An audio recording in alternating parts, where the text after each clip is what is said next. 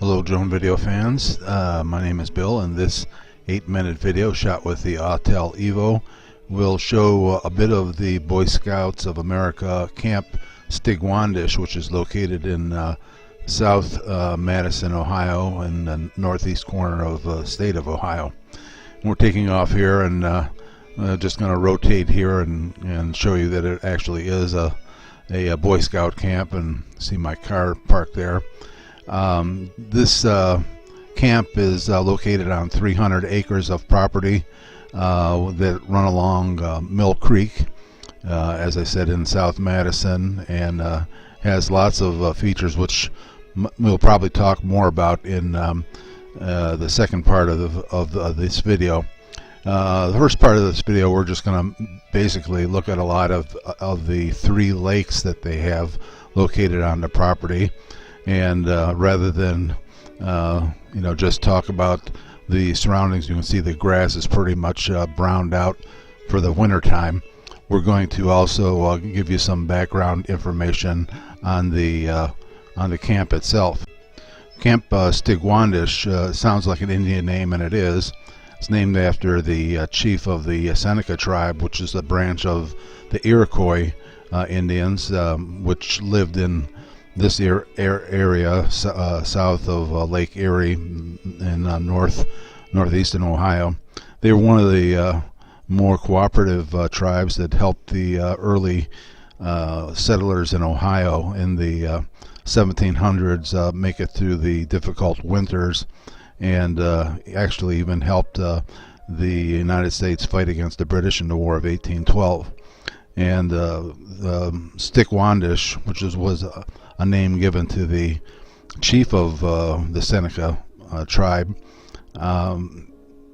he was actually killed by some of the early settlers in Ohio. I think was one of the settlers whose family was murdered and scalped by another group of Indians, probably I don't know, I won't take a guess at which tribe it was, but they put the blame on Stigwandish and wound up shooting him. So that happened in 1816.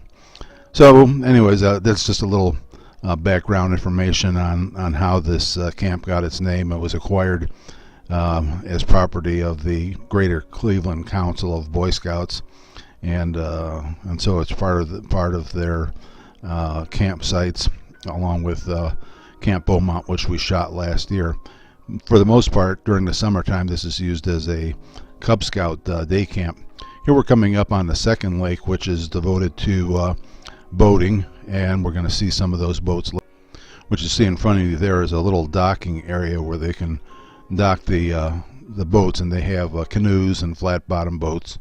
We're just going to sort of fly around the perimeter of this lake here and see a little bit of the size of it, and the trees. There's a lot of evergreens here that are still, of course, green, but you can see a lot of the other trees that are all now barren because this was shot early first week of January. So much of the rich green colors that you would see on the shore and the trees and stuff is not there, but needless to say, it's probably a very spectacular sight in spring and summertime when everything is in full bloom.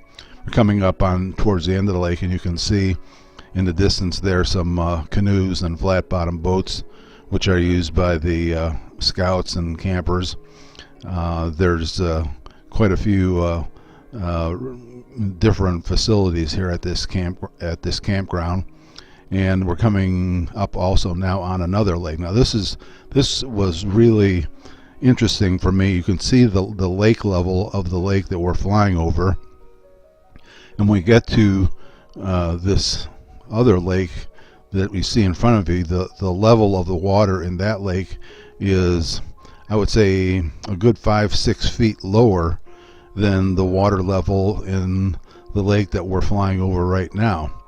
And I found that kind of interesting in that, the only thing separating these two lakes is this 10-foot wide berm of land, and it's permeable, obviously, and I would think that the water would be able to make its way through that strip of land and more or less equalize on either side of that berm, but it doesn't, and consequently this lake here is substantially lower than the other one.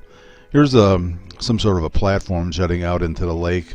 Not sure if that's for kids to take a running jump out into the lake, but I don't see any high chairs that they usually have for lifeguards for swimming purposes, but we'll find out a little bit more about that in a later part of the video.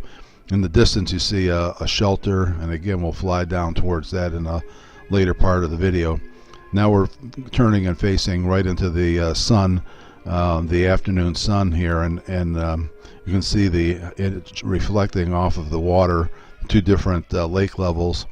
And since I had the EVO's camera exposure value set to auto, it was causing quite a bit of glare, and reduced the exposure value until I turned away from the sun, and then you see the exposure value come back up to something a little bit more normal. So we're going to continue flying down here towards the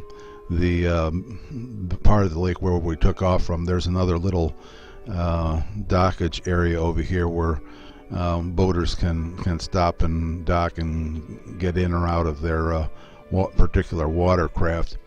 Anyways, this is just the first part.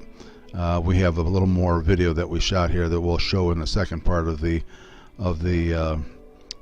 video, but you can see my car there in the distance, and that's the sign and porta potties and different things. There's a flagpole there, all the things that you would expect to find at a Boy Scout camp here in this long road. And I see a truck coming down there. I was flying down here. I was wondering if this guy was going to ask me what I was doing, but turns out he was just somebody that was checking out the camp himself. I'm standing in the shadows of this little barn that you see over there, just to be able to see my viewing device a little bit better. Anyways, thanks for stopping by and having a look and watching. Leave a comment if you feel so inclined, and again, stop back and see part 2 of the video once we get that put up.